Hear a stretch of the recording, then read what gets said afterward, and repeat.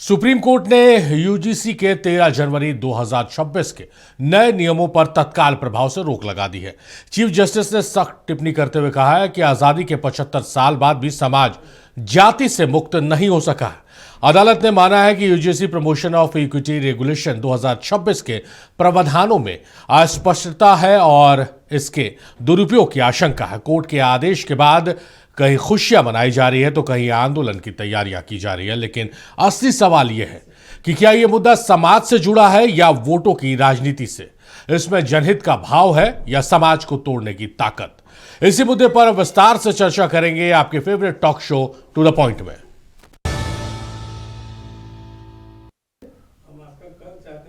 तो supreme court ने university और कॉलेजों में भेदभाव को रोकने के लिए यूनिवर्सिटी ग्रांट कमीशन की ओर से जारी नए नियमों पर गुरुवार को रोक लगा दी है। पिछले काफी समय से नियमों का विरोध हो रहा था। कोर्ट के फैसले के बाद एक वर्ग ने खुशी जताई है तो दूसरे वर्ग ने चिंता।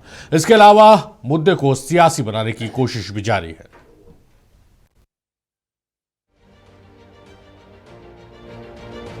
यूजीसी के नए नियमों पर अब रोक लग गई है।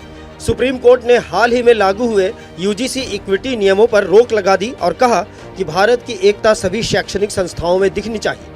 सुप्रीम कोर्ट ने कहा कि UGC promotion of equity regulations 2026 के प्रावधानों में प्रथम दृष्टया अस्पष्टता है और इनके दुरुपयोग की आशंका है।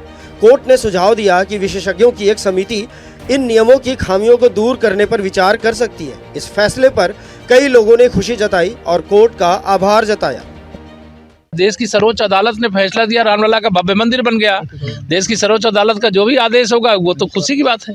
सुप्रीम कोर्ट ने हर एक पहलू को देखा है और उसके बाद सब कुछ देखने के बाद नोटिफिकेशन को एग्जामिन करने के बाद सुप्रीम कोर्ट ने रोक लगाई और फाइनल फैसला दोनों पक्षों को सुनने के बाद होगा। देखिए, यूनिवर्सिटी कैंपस में किसी भी शिक्षण संस्थान में वो किसी वर्ग का बच्चा हो, ओबीसी हो, एससी एसटी हो, जनरल क्लास का हो, सभी अपने में आपस में बैठ के मिलजुल के रहते हैं। हॉस्टल में एक साथ रहते हैं, सब पढ़ाई करते हैं, हंसी मजाक करते हैं, एक साथ रहते हैं। कल दिल्ली यूनिवर्सिटी में आपने देखा कि ओबीसी, एससी एसटी, सामान्य वर्ग के लोग सभी ने मिल के कहा कि भाई ये नोटिफिकेशन वापस होना चाहिए। शिक्षण संस्थाओं में जाति आधारित भेदभाव खत्म करने के लिए 13 जनवरी को यूजीसी ने समता विनियम 2026 जारी किए। नोटिफिकेशन के मुताबिक कॉलेज में भेदभाव खत्म करने के लिए एक इक्विटी कमेटी बनाई जाएगी जिसमें ओबीसी, अनुसूचित जाति, जनजाति और महिलाओं का प्रतिनिधित्व होगा।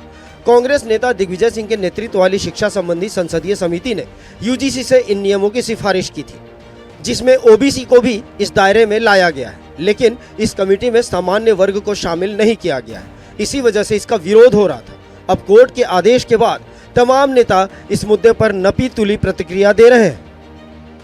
न्यायालय का आदेश है, सरकार जो है, जब न्यायालय का कोई आदेश हो गया तो उस पर कार्रवाई करेगी। सुप्रीम कोर्ट में जिसमें मामला चल रही है उस पर तो हमको कोई कमेंट करने की कोई आवश्यकता नहीं, लेकिन वही बात जिस बात को लेकर नई सरकार में हमारी सरकार जो है सबका, समाज के हर तबके का विकास चाहती है, समाज के हर लोगों के विकास के लिए हमारा नेता, हमारी सरकार, एनडीए की सरकार तत्पर रहती है।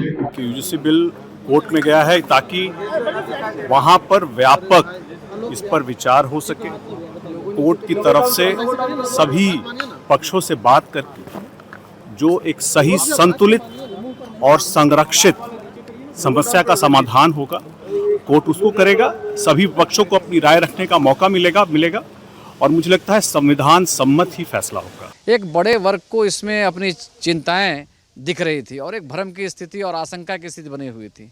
अच्छी बात है, हम लोगों ने ये कहा कि बहुत हद तक इसका हम समर्थन करते थे, लेकिन जिन लोगों को आशंका लगातार रही है, जो भ्रम की स्थिति, उसको भी एड्रेस किया जाना जरूरी था। तो सुप्रीम कोर्ट ने रोक लगा करके मेरे ख्याल से अच्छा ही काम किया है। जो एक टकराव की स्थिति बनी थी उसको रोकने का काम किया, लेकिन निश्चित तौर पर फिर इसको हम रिपीट करना चाहेंगे कि जो डाउन ट्रोडन और ओबीसी और जो डिप्रेस क्लास के छात्र हैं, उनकी जो चिंताएं और लगातार शिकायतें देश भर से है, उसका निराकरण तो होना ही चाहिए।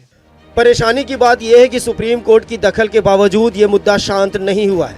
नए नियमों का विरोध करने वाले संगठन सिर्फ रोक से संतुष्ट नहीं है और अपनी लड़ाई जारी रखने की बात कर रहे हैं। वहीं एसटी, एससी और ओबीसी समुदाय के संगठन भी विरोध की तैयारी कर रहे हैं ताकि सरकार इन नियमों पर अपने स्टैंड से पीछे न हटे। ऐसे में यूजीसी के नए नियम बीजेपी सरकार के लिए गले की फांस बनते दिख रहे हैं। केंद्र से न उगलते बन रहा है और न निगलते। ब्यूरो रिपोर्ट, नक्षत्र न्यूज। तो यूजीसी के नए नियमों का विरोध देश भर में किया जा रहा था और आज सुप्रीम कोर्ट में इस मामले को लेकर सुनवाई हुई और सुप्रीम कोर्ट ने तत्काल प्रभाव से इस पर रोक लगा दिया। अगली सुनवाई 19 तारीख निर्धारित की गई है। आज जो सवाल हम लेकर आए हैं बहुत महत्वपूर्ण सवाल है कि यह मुद्दा समाज से जुड़ा है या वोटों की राजनीति से। इसमें जनहित का भाव है या समाज को तोड़ने की ताकत। इसी सवाल का हम जवाब तलाशने की कोशिश करेंगे। मेहमान हमारे साथ स्टूडियो से जुड़ चुके हैं और मेहमानों का तारुफ कराते हैं और चर्चा को हम आगे बढ़ाते हैं। कैलाश यादव साहब हैं हमारे साथ, आरजेडी के नेता। कैलाश साहब, बहुत स्वागत है आपका। डॉक्टर आफ्ताब जमील साहब हैं, जेडीयू के वरिष्ठ नेता हैं, उपाध्यक्ष, बहुत स्वागत है आफ्ताब जमील साहब आपका। कैलाश साहब से शुरुआत करते हैं। कैलाश साहब, पूरे देश में विरोध हो रहा था, सुप्रीम कोर्ट ने इस मामले पर स्टे लगा दिया है। जो मैंने अपने इंट्रो में भी कहा कि इसको किस रूप में देखा जाए, कि जनहित का भाव था या समाज को तोड़ने की ताकत लेकर यह बदलाव किया गया था? राजनीति की बू इससे आ रही थी क्या? देखिए, आज जो माननीय सुप्रीम कोर्ट के द्वारा जो स्टे लगाया गया, त्वरित स्टे, इसमें इसका विरोध करने वाले कौन थे और लाने वाले कौन थे? पहले तो सवाल वहाँ है। जो विरोध कर रहे हैं, आज प्रधानमंत्री के चेहरे पर जूता से पीटा जा रहा है, तस्वीर लगाकर, कार्टून बनाकर, पुतला जलाया जा रहा है गृह मंत्री का, प्रधानमंत्री का।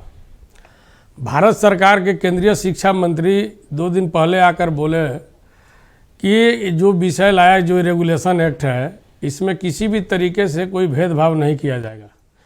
तभी जानना चाहते हैं जो स्वर्ण समाज के हमारे साथी जो विरोध कर रहे थे, ये लोकतंत्र में अभिव्यक्ति की आज़ादी है, हर बात पर कोई भी अपनी सवाल खड़ा कर सकता है, लेकिन इसमें कहीं रिजर्वेशन सब तो था नहीं। ये तो आरक्षण का कोई विषय नहीं था। ये तो मामला आया था जब रोहित वेमुला हैदराबाद यूनिवर्सिटी जो छात्र थे, जो सुसाइड किए थे अपने असमानता को लेकर, भेदभाव को लेकर, उस पर एक मामला गया था। पल्लवी तन्वी जो महिला जो सुसाइड की थी, लगातार जो क्रम बढ़ रहा था, उसको लेकर जो याचिका डाला गया था, उसमें माननीय सुप्रीम कोर्ट ने ही बोला था कि इसमें रेगुलेटरी कमेटी बनाओ। 2017 में इसका आदेश था। उसके बाद सुप्रीम कोर्ट के ही संरक्षण में जो है कि कमेटी बनाया गया और कमेटी ने इसको फैसला लिया। ये तो कोई जातिगत कोई तो भेदभाव और जातिगत कोई फैसला तो था नहीं। और जिस समाज के लोग मारे गए, जो सुसाइड कर रहे थे, जो अपनी जान गंवा रहे थे, उसको केवल इस कमेटी में उसके समाज के लोगों को दिया गया। इसमें कौन सा ऐसा जो है कि भेदभाव आ गया था जिसके चलते समाज में नफरत हो रहा था? आप इसको आरक्षण से जोड़ के सामान्य जाति और असामान्य जाति को ला रहे थे। आप इसको 1990 से जोड़ के चल रहे थे। आप इसको एसटी, ओबीसी के रिजर्वेशन से जोड़ के चले थे। आरक्षण से किसने जोड़ा? इसमें दिग्भ्रमित। अरे भैया, तो आज विरोध किस चीज का था? किस लिए विरोध था? जबकि 13/1/2026 को जब रेगुलेटरी सिस्टम लागू हुआ, उसके पहले इन्होंने सुप्रीम कोर्ट से अप्रूवल लिया है। स्पष्ट मानिए शिक्षा मंत्री, आरक्षण की जो आप बात कर रहे हैं, आरक्षण की बात कहाँ? वही तो बात हम कहना चाह रहे हैं। आखिर में विरोध किस बात का था? विरोध कमेटी में अगर एसटी, एससी, ओबीसी के लोग आ गए तो कौन सा गुना हो गया भाई?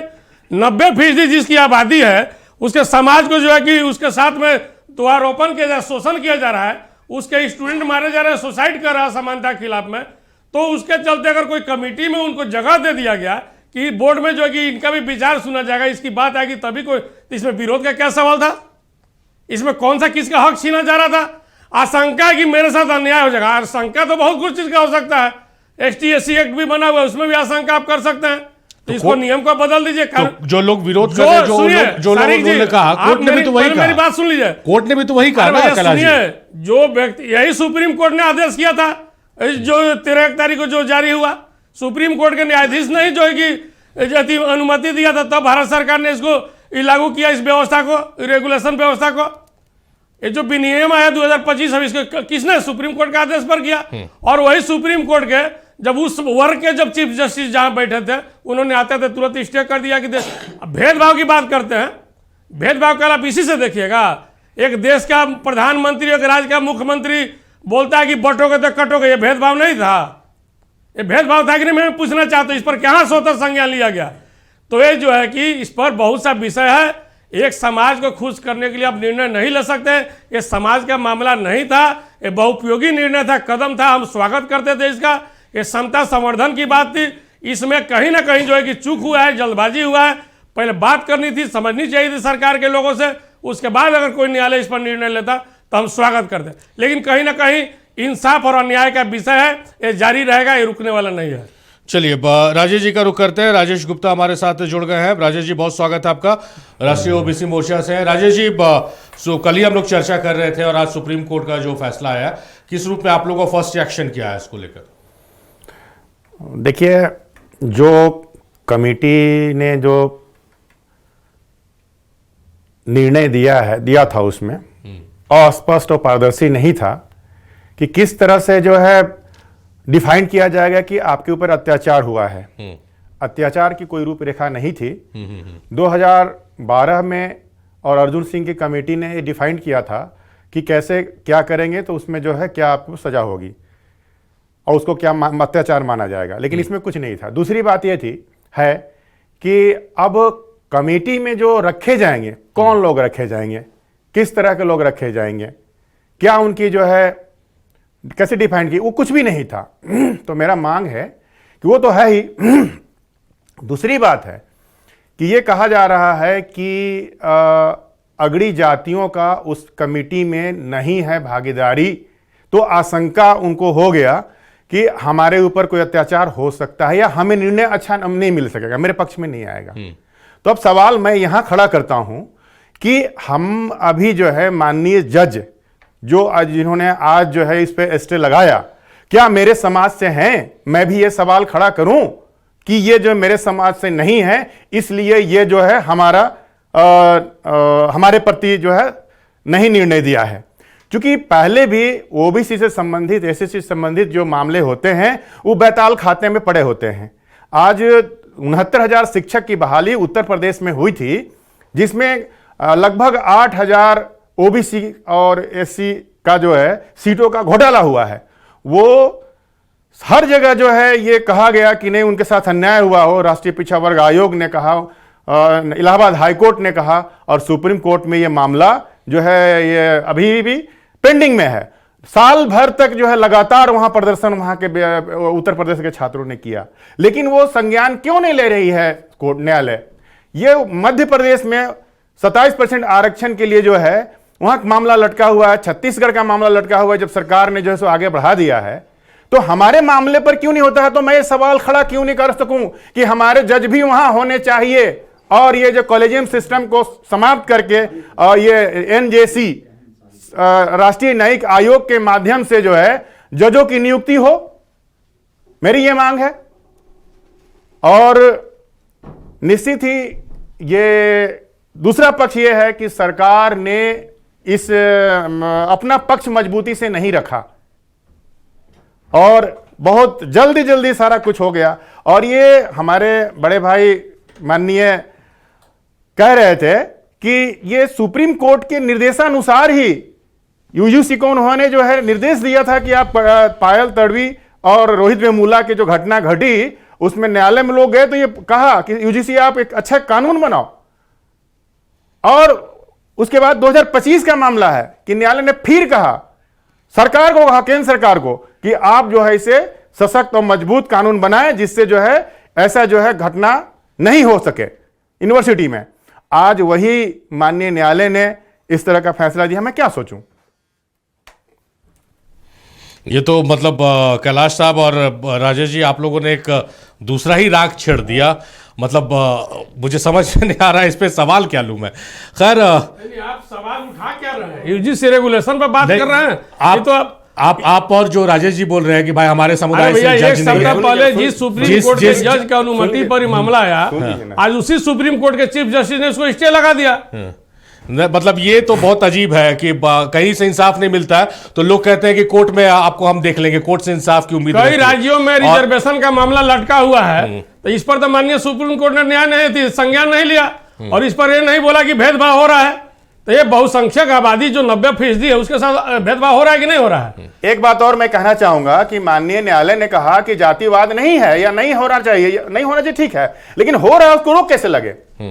आप देखेंगे कि लगातार जो है ओबीसी समुदाय। अच्छा, एक चीज बताइए तो राजेश जी, ये नियम जो नए नियम थे ये लागू हो जाते तो जो ओबीसी है, एसटी एससी है, अगर उनके साथ प्रताड़ना हो रही है जैसा आप लोग कह रहे हैं, आरोप लगा रहे, तो ये रुक जाते हैं?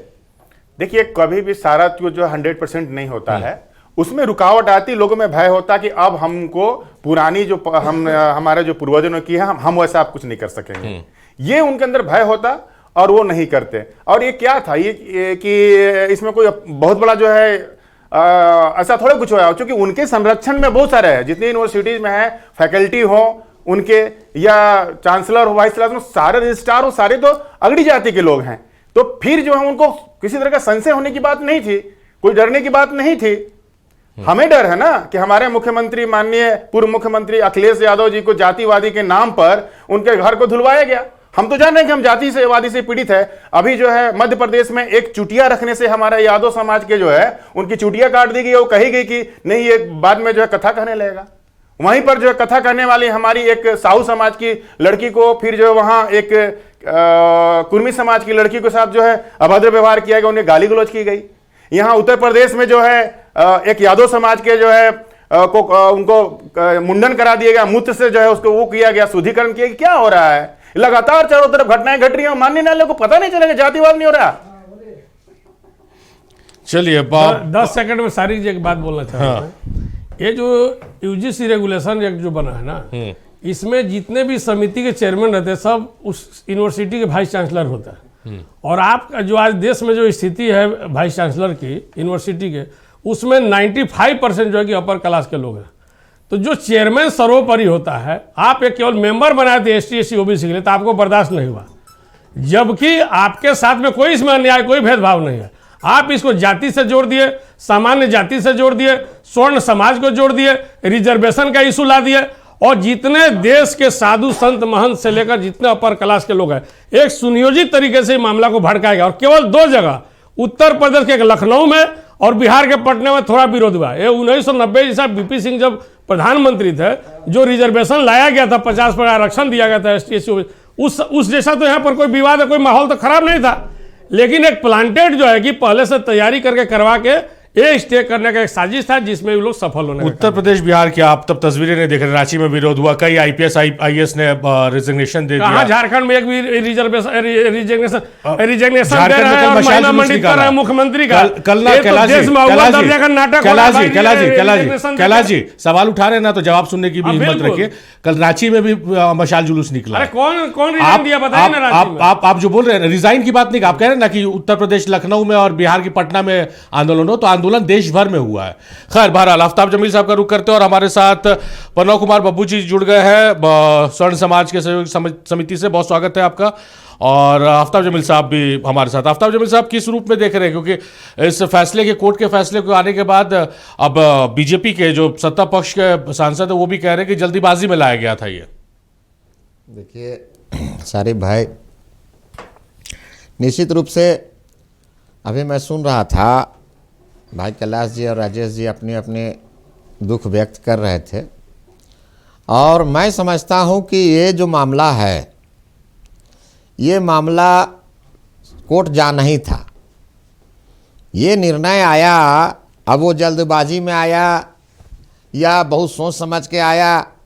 अभी तो बिल आया ही था, बिल आने के बाद में बहुत सारे लोग पढ़े भी नहीं होंगे, जो लोग रोड पर चले आए या जो लोग ये किए। लेकिन मेरा ये मानना है कि जब किसी के साथ अगर अन्याय हो रहा है, तो अन्याय अगर होता है, अन्याय होता हुआ अगर देखता है आदमी, विभागों में, सरकारी अस्पतालों में, सरकारी कर्मचारियों के साथ या और जगह पर हुआ करता था, सरकारी बड़े बड़े महकमों में हुआ करता था इस तरह का बात।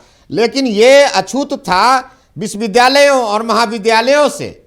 चूँकि मैं भी महाविद्यालय में व्याख्याता हूँ, मैं भी जानता हूँ, और मैं बहुत दिनों से छात्र राजनीति से जुड़ा रहा। मैंने देखता हूँ कि अगर मान लीजिए किसी के साथ कोई अन्याय होता है, चाहे वो स्वर्ण हो, चाहे पिछड़ी जाति के हो, चाहे एसटी हो, चाहे एससी, किसी भी समाज के हो, अगर उनके साथ कोई अन्याय होता है देखता है तो सरकार का ये जिम्मेवारी होता है कि सरकार उसको संज्ञान में ले और उसको उसका नियम कानून बनाने का जरूरत हो। जैसा कि अभी और भी भाई हमारे बता रहे थे कि सुप्रीम कोर्ट को ने ही आदेश दिया था यूजीसी को कि आप ऐसा नियम लाइए, ऐसा कुछ बनाइए जिससे इस तरह की बातें ना हो।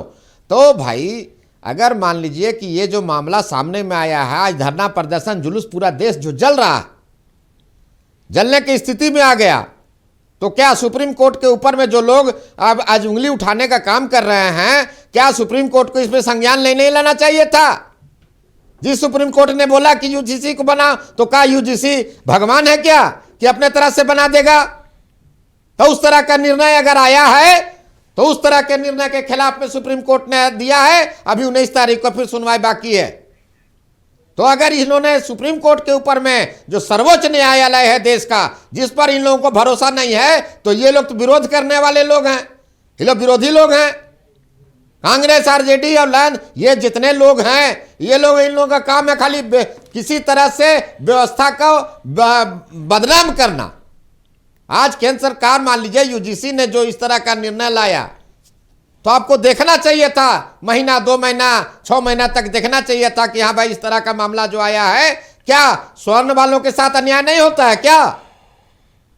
आप किसी के ऊपर में भी कुछ लालछन लगा दीजिएगा और कह दीजिएगा कि हमारे यहां तो लोग ब्लैकमेल भी करते हैं। बड़े बड़े पदाधिकारी अपने छोटे पदाधिकारी को कुछ बोल नहीं सकते हैं। तो अगर इस तरह पर, इस बातों पर अगर अंकुश लगने का काम हुआ है तो उस पर संज्ञान लेना चाहिए। और सुप्रीम कोर्ट ने अगर इस तरह का मामला किया है तो निश्चित रूप से बहुत ही सही निर्णय लिया है और उसका स्वागत होना चाहिए। चलिए, न कि उसका विरोध लोग कर रहे हैं। सर्वोच्च न्यायालय सबसे सर्वोपरि होता है, उस पर उंगली उठाना, उस पर अंकुश लगाना, उस पर यह कहना कि जज चूंकि पिछड़े जाति के नहीं थे तो जज तो अगड़ी जाति के थे तो फलाना। अरे भाई, इस तरह का मामला करके आप देश को कहां ले जा रहे हैं और कहां ले जाना चाहते हैं? चलिए, मैं तो ये सवाल पूछ रहा हूं। ये बहुत मौजूद सवाल है। राजेश जी, कम शब्दों में पन्नौज जी के पास चलना है कि अभी जो नियम कानून बने हैं यूजीसी के माध्यम से, वो अभी पूरी तरह से स्टार्ट भी नहीं हुआ है। कोई उस पर जो है निगेटिव नहीं आया है, किसी पर कोई सजा नहीं हुई है, कोई आरोप नहीं लगे हैं। आप इतनी आशंका में कि हमारे लोग नहीं है उसमें, तो मैं यहां सवाल उठाऊंगा ना कि हमारे लोग भी न्यायालय में नहीं हैं, तो हमको कैसे हो सकता है? सीधी सी बात है। इसमें अपने मसलों को लेकर आप लोग न्यायालय का रुख करते हैं। दूसरी इस मामले में आपके पक्ष में नहीं आया, स्टे लगा दिया, तो न्यायालय पे आप लोगों का भरोसा उठ गया। मतलब बड़ा अजीब है। सुनिए, अपने मसलों को लेकर, आरक्षण के मामलों को लेकर आप न्यायालय का रुख करते हैं। मेरी बात को पूरा सुन लीजिए। आप एक आशंका पर जो है आप इतने बड़े ये का आंदोलन खड़ा कर देते हैं, और हमने कभी आवाज नहीं किया कि हमारे साथ क्या हो रहा है। हमारे बताया ना कि मेरे मामले बहुत सारे पेंडिंग में हैं, हमारे के लिए जो है वर्षों से लग गए हैं, तो मैं क्यों नहीं मानूं कि हमारे साथ ये हो रहा है भेदभाव। दूसरा बात, इन्होंने कहा कि क्या बोलते हैं, अच्छा, इनको जवाब दीजिएगा। भगवान नहीं है। गेस्ट है हमारे साथ, पन्नौज जी का रुख करते। पन्नौज जी, ये तो एक नई बहस छिड़ गई है। कैलाश जी और जिस तरह से राजेश जी कह रहे हैं, अपने मसलों को लेकर कोर्ट के शरण में जाते हैं राजेश जी जरूर, लेकिन आज जब फैसला आया है कोर्ट का, तो हमारे जज नहीं, हमारी जाति धर्म के जज नहीं, ये बहुत हास्यास्पद है। नहीं सर, हास्यास्पद नहीं है, बहुत गंभीर बात है। जब आप अपने एक जो आपका मामला नहीं हुआ, उसमें आप आशंका में बहुत उतनी बहस नहीं। आप ओबीसी समाज के हितैषी हैं, ओबीसी आरक्षण को लेकर आप न्यायालय के दरवाजे पर गए, न्यायालय से उम्मीद है आपको, और आज स्टे लगा दिया गया तो आप उस न्यायालय पर उंगली उठा रहे।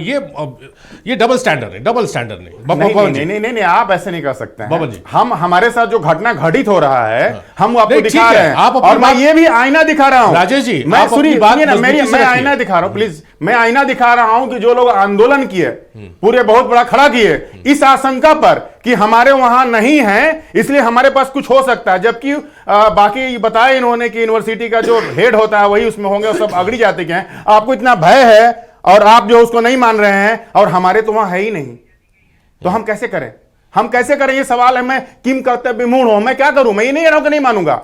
मैं संवैधानिक वो आदमी हूं, संविधान को मानता हूं, जो जैसा न्यायालय ने दिया है हम उसका अपना अपोज कर रहे हैं, लेकिन नहीं मानता हूं ये नहीं कह रहा हूं। नहीं ठीक है, आपकी बात से हम आपकी बात को नहीं काट रहे, लेकिन आप लोगों ने जिस तरह से कहा कि भाई जज हमारे समाज से नहीं, हमारी जाति से नहीं, तो इसलिए हमारे पक्ष में, ये इस पर आपत्ति, ये ऑब्जेक्शनेबल है। चलिए पनोज जी का रुख करते हैं। पनोज जी से अभी एक बार भी पनोज जी के पास नहीं। पनोज जी, वही सवाल है आपसे जो सवाल आपको हम बता चुके, किस रूप में देख रहे हैं और जो नई बहस छिड़ रही है यहाँ पर? निश्चित रूप से यूजीसी का जो ये नियम आया उसमें कहीं न कहीं त्रुटि पाई गई। क्या कारण है कि कश्मीर से कन्याकुमारी तक लोग आंदोलित हो गए हैं। माननीय सर्वोच्च न्यायालय का आज फैसला नहीं आया है, उस पर विराम लगी है, स्टिक दिया गया है कि 14 पन्नों का ये जो अध्यादेश आया उस पर आप लोग फिर से, न्यायालय ने बहुत अच्छी बात कही कि 77 साल बीतने के बाद, 7 दशक के बाद आज भी जाति प्रथा में आप इसको ढकेल रहे हैं। निश्चित रूप से हम कहना चाहेंगे कि अगर सवर्ण समाज की बात करें तो सभी लोगों का टारगेट अब हो गया है सवर्ण समाज। आप याद करेंगे कि पिछले दिनों भी एक अध्यादेश आया था जिसमें ST/SC एट्रोसिटी एक्ट सवर्ण समाज में नहीं, जनरल के ऊपर लगाया गया था, जिसको आंदोलन के द्वारा सभी लोग जो जनरल थे आंदोलन किए, सुप्रीम कोर्ट उसमें इंटरवीन की, तो उसके बाद एक उसमें संशोधन हुआ कि उसको FIR करने के बाद उसको deputy superintendent of police level के आदमी उसका जांच करेंगे, सत्य पाएंगे तो वो केस लॉज होगा। अभी यह विषय है यूनिवर्सिटी ग्रांट्स कमीशन का जो अभी अध्यादेश आया है, इसमें इनको जातीय रूप से इन्वॉल्व नहीं करना चाहिए था कि एक OBC के रहेंगे, 3 टीचिंग स्टाफ रहेंगे, एक माइनॉरिटी से रहेंगे, जनरल होना चाहिए। आज जो सवर्ण समाज का बच्चा जो कॉलेज में पढ़ रहा है, आप जान रहे होंगे कि पूरे देश में जो कॉलेज के छात्र हैं, सबसे बड़ा वर्ग है, वो लगभग हमको लगता है कि 30 करोड़ से लोग अभी पढ़ रहे हैं, पढ़ाई कर रहे हैं। और ऐसे में सवर्ण समाज के जो लोग हैं उन बच्चों में कहीं ना कहीं ऐसा लगेगा कि हमको टारगेट किया जा रहा है, गलत। और एक और चीज़ हमने कहा भी था पहले कि अगर कोई कंप्लेन करता है और उसके कंप्लेन को प्रूफ नहीं किया जाता है, वो कमेटी देखती है कि सही है तो वो थाने में भेज करके केस लॉन्च करा देगी। लेकिन कल के दिन में जब फाइनल उसका रिजल्ट आएगा, जब जांच के बाद उसको न्याय मिलेगा कि ये आरोप जो अमुक व्यक्ति पर लगाया गया था वो गलत है, बात समझने की है, तो उसमें जैसे पहले IPC में प्रावधान था कि गलत आरोप लगाने वाले पर भी 211 सेक्शन लगेगा IPC का, वो इसमें प्रावधान नहीं रखा गया। और निश्चित रूप से हम तो मानते हैं कि ये आरक्षण को अब बहुत दिनों से आरक्षण चल रहा है, आरक्षण का जो बेस है वो आर्थिक रूप से रखा जाए, आर्थिक स्थिति को उसमें डाला जाए। चलिए राजेश जी कुछ कहना चाह रहे हैं? राजेश जी।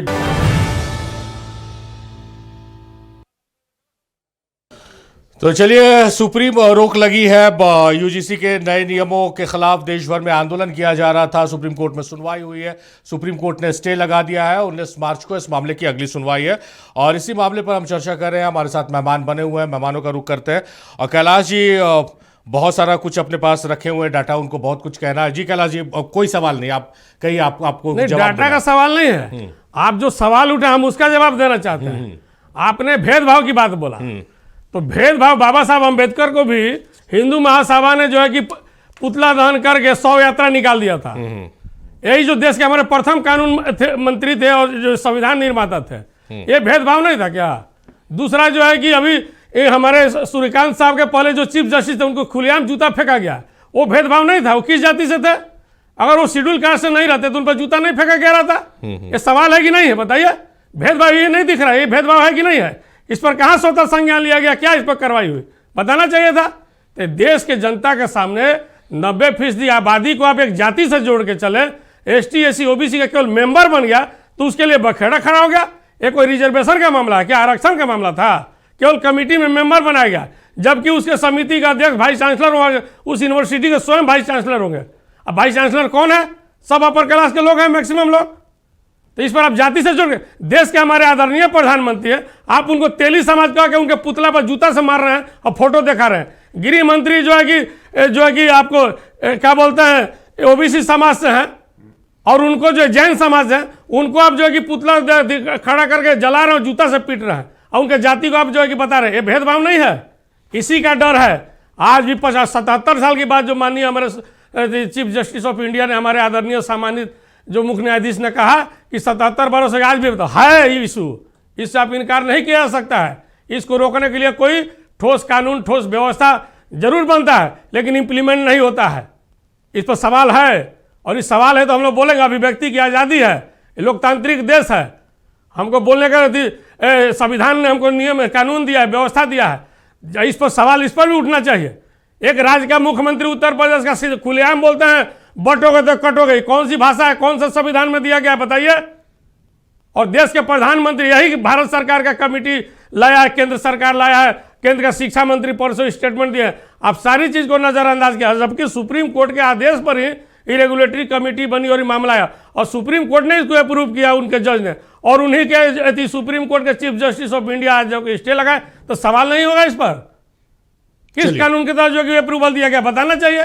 चलिए आफ्ताब जमील साहब, अगर इसको वायलेशन लगता है तो जो कह रहे हैं कैलाश जी और राजेश जी की भाई वीसी जो है वो अगड़ी जाति से आते हैं तो वो उस कमेटी में रहेंगे, आरक्षण तो वहाँ भी है। और सेंट्रल यूनिवर्सिटी की बात की जाए, अगर पास का उदाहरण लिया जाए तो उसके वाइस चांसलर का भी नाम पता ही होना चाहिए सबको। किस रूप में देख रहे हैं इन आरोपों को, और क्या उस पर आपका क्योंकि आप एजुकेशन लाइन से हैं?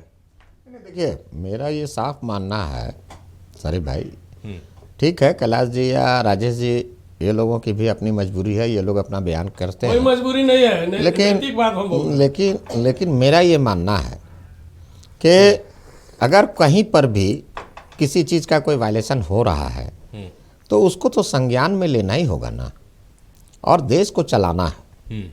देश जीवित रहेगा तो हम लोग जीवित रहेंगे। देश की अखंडता और एकता अगर जीवित रहेगी तब हम लोग देश में चैन और अमन और सुकून के साथ रहेंगे। अगर देश को इस तरह से लोग बांटने का प्रयास करेंगे, तोड़ने का प्रयास करेंगे, तो निश्चित रूप से उस पर संज्ञान लिया जाता है। और आज सुप्रीम कोर्ट ने जो संज्ञान लिया है ये ठीक है, अच्छी बात है। और अभी कहाँ इसका कोई तो बहुत बड़ा इसमें ये भी नहीं, इसको तूल देने की बात नहीं है। ये अभी तो 19 तारीख को अभी फिर बात आएगा, तो अभी तो रिव्यू करने के लिए बोला गया है भाई कि आप जो त्रुटियां हैं आप उसको निकाल के दीजिए। आपसे मांगा गया है कि आप वो त्रुटियां, आपको जो लगता है कि ये न्याय संगत नहीं है, आप उसको बताइए। चाहे आप एसटी से आते हैं, चाहे एससी से आते हैं, चाहे बैकवर्ड समाज से आते हैं, चाहे स्वर्ण से आते हैं, तो आपको देना होगा और आपको बतानी होगी कि कहां पर लकुना लगा हुआ है। लेकिन हाय तौबा मचाना, ये अभी इस तरह के अभी मामला चल रहे हैं कि हाय तौबा मचाया जाए। कहां पर लिखा हुआ है कि पूरा वाइस चांसलर सब स्वर्ण से आ रहा है? आप बताइए हमको। आप 20 ऐसे वाइस चांसलर का नाम बताइए जो स्वर्ण जाति से आते हैं। तो सवाल है कि अगर मान लीजिए कि हमारी नीयत में ही अगर फतूर छिपी हुई है तो हम क्या कर सकते हैं भाई? यूजीसी को बोला गया, सुप्रीम कोर्ट ने बोला कि आप भाई आप तर्क संगत बात कीजिए, न्याय संगत बात कीजिए। कहीं पर अगर इस तरह के मामलात अभी आए थे सामने में जो हो रहे थे, तो उसी को न देखते हुए बोला गया। ये थोड़ी बोला गया कि आप जो हैं, आप यूजीसी को ये थोड़ी बोल दिया गया कि आप यहां देश में बवाल मचा दीजिए। ठीक है, गलतियां सबसे हुआ करती हैं, त्रुटियां उसमें हो सकती हैं, उन त्रुटियों को दूर किया जाएगा। और इस तरह के बिल तो आने ही चाहिए। ये सरकार की जिम्मेवारी बनती है, चाहे केंद्र सरकार की जिम्मेवारी हो, चाहे राज्य सरकार की जिम्मेवारी हो। ये तो तय करना पड़ेगा आपको। ब्लैकमेलिंग से काम नहीं चलेगी। चलिए, आप कहां ले जाना चाहते हैं देश को? चलिए राजेश जी। राजेश जी कुछ जवाब देखिए, आप ही का जवाब नौजवान देना चाह रहे हैं, शायद। आज जो नौजवान हैं, आज देश के रोजगार करने वाले लोग, बेरोजगार जो लोग हैं, उनको रोजगार चाहिए, उनको शिक्षा चाहिए, उनको सम्मान चाहिए। ये नहीं कि आप उनको झोंक दीजिए दूसरे लाइन पे। देखिए सबसे ये पहले मंडल कमीशन का दौर लाने का प्रयास है क्या? अच्छा चलिए जवाब ले लेते हैं राजेश जी से। जी राजेश सर जी। ऐसा है कि इन इन्होंने लोगों के कहा पास कि जवाब ये नहीं है, लाया गया है। सारिफ साहब, इन लोगों के अच्छा, पास सुन जवाब लेते नहीं हैं। है, अच्छा सुन लेते जवाब है कि नहीं। ऐसा है कि क्या हवा केवल में आरोप है। सुनिए, आरोप ये- लगाना आसानी बात है। सुन लीजिए ना सर, हवा में आ गया क्या? ये हवा में तो नहीं आया है, सिस्टम से आया है कि रोहित वेमुला और पायल तौड़ी की मां ने गई उन लोग कोर्ट में गए। उसके बाद जो है ये मामला आगे बढ़ा और माननीय न्यायालय वो तब ये हुआ 2025 में दूसरी बार जो है माननीय न्यायालय ने कहा, जब 118% जो है मामले बढ़ गए। हवा में तो नहीं हुआ है ना, आप अगर कुछ नहीं कर रहे होते। देखिए, तो आपका सुनिए, मामला आप सुनिए, मामला संज्ञान में आ जाता आप है। सुनिए, अभी आपने लेकिन सवाल अगर मान खड़ा लीजिए किया कि दूसरे लोगों के आपने मामला सवाल तो खड़ा किया, वो उसको तब सुनिए। जाता है। आपने अच्छा, सवाल सुन लिया खड़ा जाए, किया, उसका सुन जवाब लिया दे रहा हूं, जाए। सुन आफ्ताब लीजिए। साहब, एक बार जवाब सुन आप लेते हैं। सवाल में जवाब सुन लीजिए। तो ये बोल रहे हैं कि ऐसे ही हो गया, कर दिया गया। अरे ऐसी थोड़ी हुआ है, उसको सिस्टम में आके किया गया है कि ये मामला घटित हुआ है। 118% मामला जो उत्पीड़न का बढ़ा है, ये देखा गया है, रजिस्टर्ड है। ऑन रजिस्टर्ड कितने हैं इसकी कोई सीमा नहीं है। तो ये बात है कि हवा में नहीं है, पहला। दूसरा बात कि यूजीसी भी हवा में नहीं कर गया, और यूजीसी अपने मन से नहीं किया गया है। ये माननीय न्यायालय ने केंद्र सरकार को कहा, और केंद्र सरकार ने जो है एक parliamentary standing committee on education and women, children, youth and sport committee बनाई, जिसमें जो है दिग्विजय सिंह इसके चेयरमैन थे, और संबित पात्रा से लेकर अन्य लोग, सभी पार्टियों के जो मैक्सिमम उसमें अगड़ी जाति के जो सदस्य थे। ये हवा में सिर्फ जो है ये यूजीसी ने नहीं बना दिया है, ये सारे लोग मिलकर जो है ये दिया है, रिपोर्ट सौंपा है, उसके बाद बना है। तो आप ये नहीं कह दीजिए कि जो बवेला खड़ी है, और ये सरकार आपकी है, ये सरकार आपकी है, कोई विपक्ष की सरकार नहीं है कि इन्होंने ऐसे दे दिया है। ये सरकार आपकी है। अब इसमें है तो आप मचा के पूरा देश में कोहराम मचाए हुए हैं। आपको तो सीधे प्रधानमंत्री के यहां जाना था कि हमारे साथ अन्याय हो रहा है, और देश को जो है कितना जो है लहराने का काम किया, कितना जो है आप जो अपमानित करने का, हमारे समाज को अपमानित करने का काम किया है, हमारे प्रधानमंत्री को अपमानित करने का काम किया है, उनके जाति को अपमानित किया है, पूरे समुदाय को अपमानित करने किया है। कब्र खुदेगी यूजीसी के में आपने कहा है, और जो है जब जेएनयू में होता है तो जेल के सलाखों में होता है। अब कहां इस पर कार्रवाई हो रही है, बताएं हमें। चलिए प्रणव जी का रुक करते। प्रणव जी, जो बातें हो रही थी, जो आप लोगों कल के डिबेट में भी आप मेरे मेहमान थे, जो बातें आपने उठाई थी, सुप्रीम कोर्ट ने आज जो बातें कही है कि समाज में विभाजन और गंभीर प्रभाव हो सकते हैं, दुरुपयोग का खतरा है, ये सुप्रीम कोर्ट ने कहा। जो दूसरी सबसे महत्वपूर्ण बात की कि नियमों में जाति आधारित भेदभाव को केवल कुछ श्रेणियों तक सीमित करना, जैसे SC ST OBC, क्या संविधान के आर्टिकल 14 समानता का अधिकार के अनुरूप है? ये सवाल पूछा है सुप्रीम कोर्ट ने। निश्चित रूप से त्रुटियां तो हुई हैं, और अगर सर्वोच्च न्यायालय ने इस पर संज्ञान लेते हुए इसको स्टे किया है और अगली तारीख सुनवाई के लिए फिक्स की है, तो कहीं न कहीं ये मानना ही होगा कि इस अध्यादेश को लाने में कहीं न कहीं त्रुटि हुई है। इसमें कास्ट वाइज नहीं करना था कि इस समुदाय का, इस जात का इतने मेंबर रहेंगे। इसको जनरल के रूप, जनरलाइजेशन में होना चाहिए था कि वाइस चांसलर हो रहा है और हम सदस्य भी नहीं रहे। ये क्या बात है? सबसे तो ज्यादा गलत बात है ना, हमारे साथ उत्पीड़न में हम लोग हैं, हम शोषण हो रहे हैं। कहाँ पर लिखा हुआ है? अभी तक टोटल जो केस हुआ है वो टोटल केस 123 ठो हुआ है, और 123 में एक भी प्रूफ नहीं हो पाया है। और वहां कहाँ एक आदमी अगर भूखे मर जाती है तो पूरी सरकार हिल जाती है। अब आप बोल रहे हैं कि 113 का मामला, 18 का मामला है, 123 टोटल केसेस पूरे देश में हुआ है, और उसमें एक पर भी संज्ञान लेने के बाद एक भी केस प्रूफ नहीं हो पाया है। ये रिपोर्टेड है। बराबर इस तरह का घटना होता है।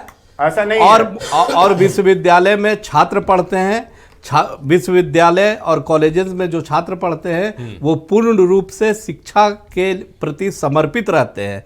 वैसे में अगर जातिगत आधार को लेकर के वहां पर डिस्क्रिमिनेशन का माहौल बनाया जाएगा तो हमको लगता है कि वो सब जितने भी छात्र हैं हमारे साथ हो रहा है, हम उसको बयां भी नहीं करें। एनएफएस करके हमको जो है आप यूनिवर्सिटी में नहीं जाने दे रहे हैं, नॉट फॉर सुटेबल कर दे रहे हैं। यूनिवर्सिटी में एडमिशन में आपका रिजर्वेशन नहीं है, हमारे फैकल्टी के साथ नॉट फाउंड सुटेबल करके कर दिया जा रहा है। कहां पर किया जा रहा है? आपको तो 27% हर चीज में और मार्क्स में भी बेनिफिट दिया जा रहा है। हम अगर हायर हैं, हम ज्यादा से अंक लाके आ रहे हैं, तभी हमको नॉट फॉर सुटेबल कर दिया रहा है। ये एक भी आप लाइए, ये जबरदस्ती का मामला है। लेकर आप संसद तक उठाया है कि हमारे साथ भेदभाव हो रहा है, हमारे शोधार्थी को जो है पीएचडी करने से रोका जा रहा है, उनको नहीं दिया जाता है। क्या बात करते हैं? किसने कहा कि पीएचडी करने नहीं दिया जा रहा? उसको तो सिस्टम से है कि वो वहां दूंगा आपको। मैं भी पीएचडी किया हूँ, रांची विश्वविद्यालय से पीएचडी किया है। कम अंक तो ऐसा नहीं। आज के डेट में अच्छा राजेश जी एक बार सुन लेते हैं, पन्नू जी को कंप्लीट करने दीजिए जी।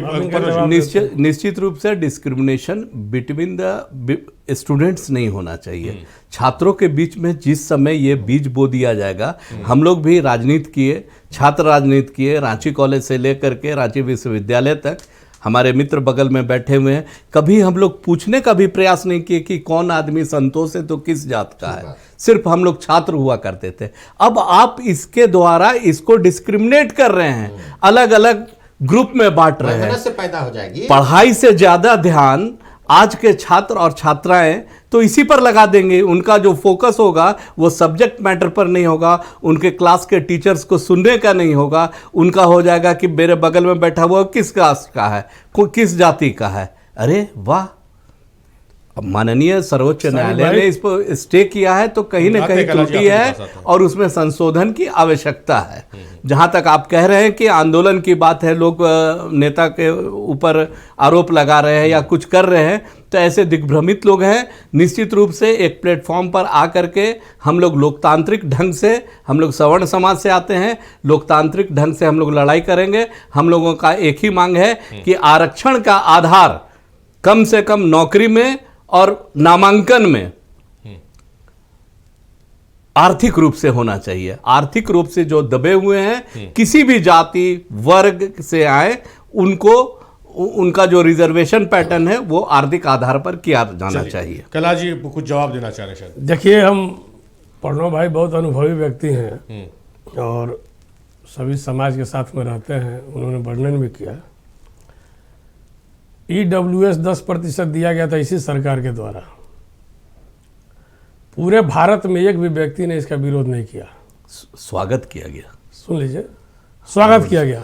स्वर्ण समाज की पूरा संख्या कितना है, उसके बावजूद 10% मतलब 100% उनको जो है कि आरक्षण दिया गया। सवर्ण समाज की जनसंख्या जो है वो 15% से के लगभग है। ठीक है, चलिए आपकी बात हम 15%, 90% आपको रिजर्वेशन मिला, 10% EWS को दिया, किसी ने विरोध नहीं किया। अभी आपने बहुत अच्छा बात बोला, लेकिन लास्ट में बोला कि हम स्वर्ण समाज का मांग है। आप स्वर्ण समाज होकर क्यों मांग कर रहे हैं? आप देश का एक नागरिक होकर मांग करते हैं। अरे इस पर नहीं बोलना दीजिए, इस पर सवाल नहीं उठता।